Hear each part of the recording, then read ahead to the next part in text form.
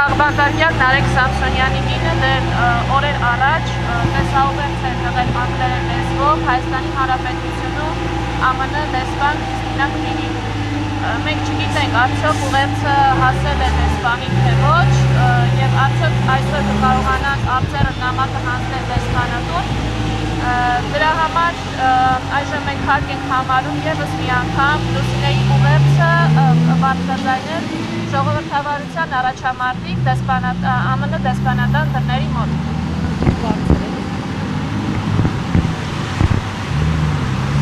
Այժմ ես կընթերցեմ Քաղբանտարկյան Նարեկ Սամսոնյանի կնոջ Լուսինե Առաքելյանի ուղերձը։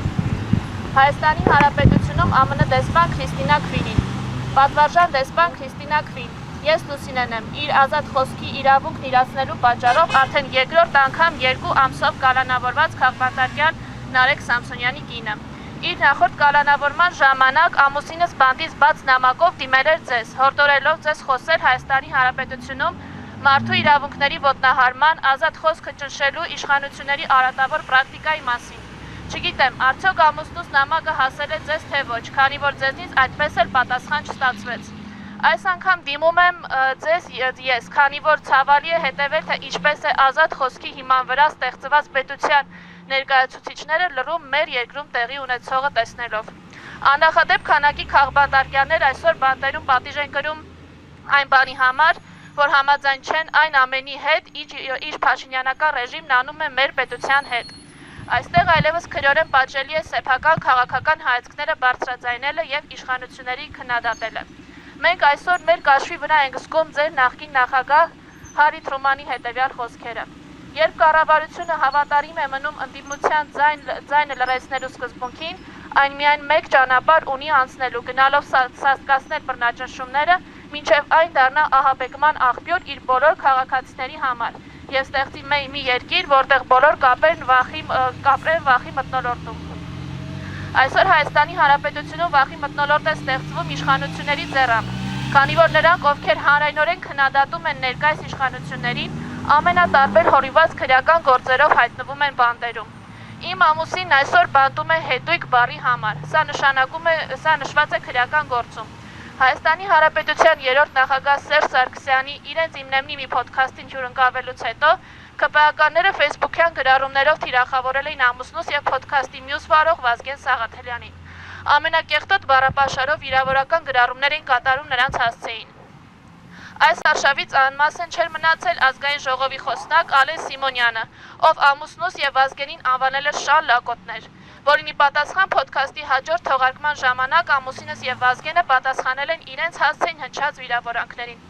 Ամուսինս օգտագործել էր հետույք բառը, որի համար Ալեն Սիմոնյանը դիմել էր իրավապահներին եւ օրեր անց ազգային անվտանգության ծառայության ալֆա ստորաբաժանման դիմակավորված անձիկ մտել էին մեր տուն, իմ եւ մեր 2 մանկահասակ երեխաների աչքի առաջ խուզարկել մեր տունն ու չնայած որ նա կամավոր հետևում էր իրավապահներին եւ որևէ դիմադրություն չէր ցուցաբերում, ձեռքերը ոլորելով տնից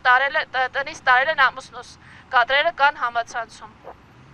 Հայաստանի իրավապահները հետույք բառը համարել են խուլիգանություն, իսկ Ալեն Սիմոնյանի ասած շան լակոտներ արտահայտության եւ ԿՊԱ-ականների վիրավորանքներում որևէ հանցակազմ չեն տեսել։ Ինչ է սա, եթե ոչ Հարի Թրումանի ասած ահաբեկումը։ Ավելին, եթե նախորդ անգամ իշխանությունները սահմանափակվել էին միայն ամուսնուս եւ Վազգենին կալանավորելով, այս անգամ անտիֆեյք մի ողջ անձնակազմն է թիրախում եղել։ Լրագրողի եւ օպերատորի են անհիմն ձերբակալել։ Իբր խոչընդոտել են արդարադատության իրականացմանը։ Լրագրող Դավիթ Ֆիդանյանին ձերբակալել են 60 ժամով, իսկ օպերատոր Իշխան Սաղաթելյանին նույն օրն ազատ են արձակել։ Անտիֆեյքի գրասենյակում խուզարկություն են իրականացրել եւ արգրավել են ամբողջ տեխնիկան, բոլոր համակարգիչները, բոլոր միկրոֆոնները, ոդքասթի եւ այլ տեսակի աշխատող-չաշխատող, բոլոր տեսախցիկները, բոլոր շտատիվները, միկրոֆոնների համար նախատեսված բոլոր ստենդերը, բոլոր նկարահանող դրոնները, powerbank-երը, հիշողության կրիչները, բոլոր մարտկոցները, բոլոր լիցքավորման լարերը, ուղիղ հեռարձակման համար անհրաժեշտ սարքավորումները, եթերային ձայնն ու ձայնի մաքրությունն ապահովող սարքերը, Zoom, միքսեր, լարեր, գրասենյակի անվտանգության տեսախցիկների DVR-ներ, որի նպատակն է նյութական ուղիղ վնաս հասցնել մեզ։ Բարեբախտաբար գտնվեցին համագիրներ, որոնք շատ արագ իրենց միջոցներով ձեռք բերեցին անհրաժեշտ տեխնիկան եւ լրատվականը շարունակում է իր գործունեությունը, ճիշտ է ոչ ամբողջ ծավալով, դեռևս մնալով իշխանությունների թիրախում։ Թե ամուսինս, թե ես մեր ուսանելու տարիներից սկսած հավատացել ենք ամերիկյան ժողովրդավարությանը, թե ինչպես է Ամերիկան ստեղծվել ազատ խոսքի եւ ժողովրդավարության հիման վրա։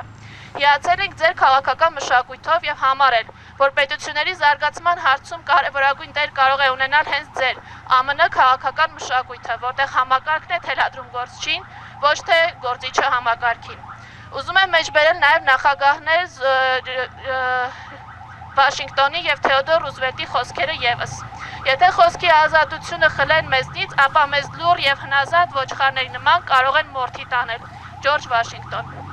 Ասել, որ նախագահի հասցեին քննադատություն չպետք է լինի, կամ որ մենք պետք է կանգնած լինենք նախագահի կողքին, ճիշտ է սխալ, ոչ միայն հայրենասիրական եւ ստրկամիտ է, այլև բարոյական դավաճանություն ամերիկյան հանրության նկատմամբ։ Թեոդոր Ռուզվելտ։ Ձեր բոլոր նախագահներն արժևորել են խոսքի ազատությունը եւ մեծ կարեւորություն տվել ընդդիմության ձայնին, ընդդիմության խոսքին, իսկ Հայաստանում այսօր դա արգելված է։ Իշխանավորները Նիկոլ Փաշինյանի գլխավորությամբ կարող են իրենց թույլ տալ կեղտոտ բառապաշար, նման կերպ խոսելով եկեղեցու սպասավորների մասին, բարերարների մասին, իրենց ընդդիմախոսների մասին, սակայն պատասխան ստանալու դեպքում քաղաքացիները հայտնվում են բանտերում։ Փաշինյանը վերջերս խոստովանել է, որ ինքը հայոյախոսել է, սակայն այս ինքնախոստովանականին չի հետևել քրեական հետապնդում։ Ինչու՞, քանի որ հայոյել է իր ընդդիմախոսներին, դա թույլատրելի է։